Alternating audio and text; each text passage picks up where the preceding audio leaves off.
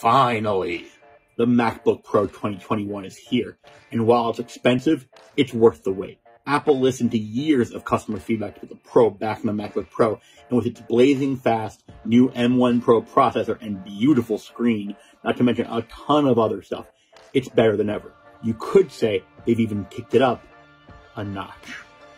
But everything is perfect here, so we're going to dive into the pros and cons of the 14-inch MacBook Pro 2021, a laptop that many people have waited years for. Apple slimmed some things down this year, but along the way, a blemish popped up. So yes, let's get this over with. Apple gave the MacBook Pro a flippin' notch. Just like the iPhone, there's that little wedge of the bezels at the top of the screen that sticks out, right where its cameras are. And I can get it. Apple shrunk the bezels where it could, as you can see here with the 2020 MacBook Pro. The bezels are much shorter, but apparently it couldn't shrink the bezels around the new 1080p webcam in this new MacBook Pro. The good news is the notch only fills in part of the menu bar area, which now exists in the freed up space at the top of the display. And that space in the middle typically doesn't matter, unless your app has a lot of menus, and those menu buttons can slide to the right of the notch. Aside from that, the MacBook Pro 2021 has a slightly different look, dropping the taper lid for a flatter design. The front lid is still easy to open with a single finger, and now the feet of the laptop are more pronounced, and the words MacBook Pro are debossed on the bottom for a nice little touch. The 14.2-inch MacBook Pro is predictably larger than the old 13-inch MacBook Pro from 2020 and the current 13-inch XPS 13. That said, it's also smaller than the Razer Blade 14, which is 14 inches, and of course smaller and lighter than the 16-inch MacBook Pro. It's time to talk about ports. Scintillating, I know. The big story with this year's MacBook Pro is that Apple's acknowledging that pros cannot live off of just USB-C and USB-C alone. Dongle life is sort of over. The magnetically attaching MagSafe charger is back, but we don't know why it ever left. Apple's still using USB-C to charge the MacBook Pro, just on the other side of the magnetically attaching cable. You can also charge the MacBook Pro with a USB-C cable. Now, any tension applied to the MagSafe cable flicks that cable off and your computer stays in place. Exactly what we've needed this whole time. The new MacBook Pro is also getting an HDMI port and SD memory card reader, which respectively are great for when you need to plug into a display and insert memory from a real deal camera for photo and video. I'll still wind up using an adapter though, as the need for USB-A isn't going away anytime soon. My Blue Yeti mic, Logitech wireless adapter for mouse and keyboard, and hard drives are still all on USB-A, not USB-C. Another welcome change in the new MacBook Pro is the death of the touch bar, that little OLED touchscreen found at the top of the MacBook Pro keyboard for the last few years. It replaced the function row keys, which are back and at full height now. You can press F to pay respect, but I won't. My fingers kept accidentally activating the touch bar, leading to weird mistakes. Apple never really found an important use case for it, and I'm glad it's gone. The MacBook Pro's now also got a black on black Magic Keyboard, ditching the silver well, the metal between the keys, for a black one. It's a purely aesthetic choice, but looks good to my eye at least. Typing on the Magic Keyboard is just as pleasurable as ever, as is navigating macOS on its Force Touch trackpad.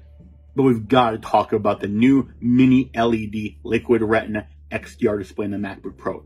It is amazing. I've been using Apple's excellent new iPad Pros. 12.9-inch one also features a Mini LED display for a while, but this actually might be my favorite Apple display yet. Seriously.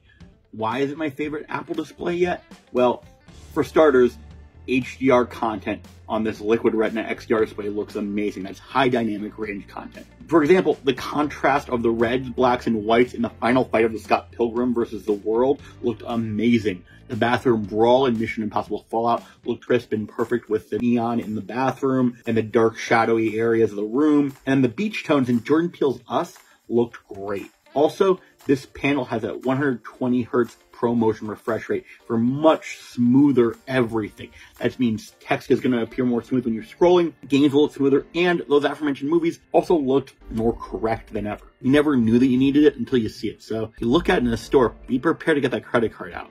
Don't say I didn't warn you. Its color output is predictable from Apple because they always love to go with close to 100% range of the sRGB spectrum. That said, the Dell XPS 13 and Razer Blade 14 don't get that much more colorful. Brightness, though, is a different story, as the 14-inch MacBook Pro and its big brother get brighter than the rest. The huge story about Apple's new laptops, though, is performance. The M1 Pro in the 14-inch MacBook Pro that we tested had a 10-core CPU and armed with 32 gigs of RAM, and this had everything running buttery smooth. Apps opened snappily. Chrome tabs by the dozens, a 4K video played in the background, disrupting nothing. It all just worked. Apps on top of apps, nothing stuttered at all. And it obliterated the competition on benchmarks. The Geekbench 5 score from the MacBook Pro 14-inch is more than double the XPS 13's, which was running on a Intel Core i7 11th gen processor with 16 gigabytes of RAM, and it also towered over the scores from the 2020 M1 processor system-based MacBook Pro and the AMD Ryzen 9 Razer Blade 14. The wins kept on coming, though, in the Handbrake video transcoding test, where the MacBook Pro 2021 14-inch finished in less than a third of the time that the XPS 13 took, and more than 2 minutes in front of the 2020 MacBook Pro. The new MacBook Pro's SSD storage is also faster than the rest, but you don't see much of a difference if you go between 14 and 16-inch. It's just fast. That said, the 14-inch Pro did lose a round on the Puget Bench Photoshop test, where the 16-inch Pro just turned in a higher score and a shorter finish time. Both, though, beat the 2020 MacBook Pro with the M1 chip. Apple's moved from a stereo speaker setup in the 13-inch MacBook Pro to a 6-speaker sound system in the 14-inch MacBook Pro, and wow, you can hear the difference.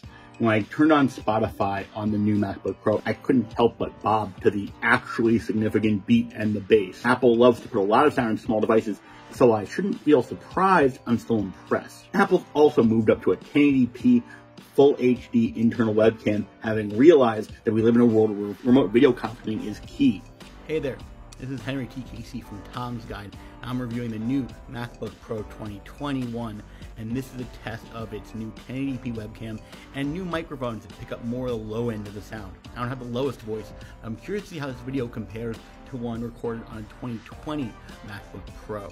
720p webcam over there, and not as great mics in theory, says Apple. Okay, I can already see the difference in this webcam on this screen. This, if you can't already tell, is the 2020 MacBook Pro with a 720p webcam. I'm not sure how much different the audio is going to sound, but yeah, no, this is obvious. This is the MacBook Pro that many have waited for, myself included. Not only does it pack a super bright screen and the awesome power of the new M1 Pro, but we love it for the little things too, like the return of MagSafe and the HDMI and SD reader ports and the death of the touch bar. That said, it's not a perfect situation. The notch may be explicable, but it's still unsightly. The battery life is long, but still shorter than the 13-inch MacBook Pro from last year. And wow, it's expensive at $2,899 for the model we tested, which has a $1,999 starting price. A similarly spec'd XPS 13 is $2,069, more than $800 less, while the Razer Blade 14 is $2,199, also more affordable. But neither can touch the new MacBook Pro 14-inch on performance, display, or battery life. That said, all that cash and no USB-A port? Really? The other annoyance here is about the MacBook Pro we didn't see an upgrade for, the 13-inch MacBook Pro. Why didn't that get the new ports? It doesn't really feel like a MacBook Pro anymore, especially by comparison. So, in conclusion, while this MacBook Pro is the right MacBook Pro for many, it's got some little reasons that could make people wait another season or two to see what Apple does in 2022. The last time I bought a MacBook Pro was in 2012, when they launched the Retina display MacBook Pro, and I'm glad I waited. And this is one of the best MacBook Pros in years. Check out tomsguide.com for our full review.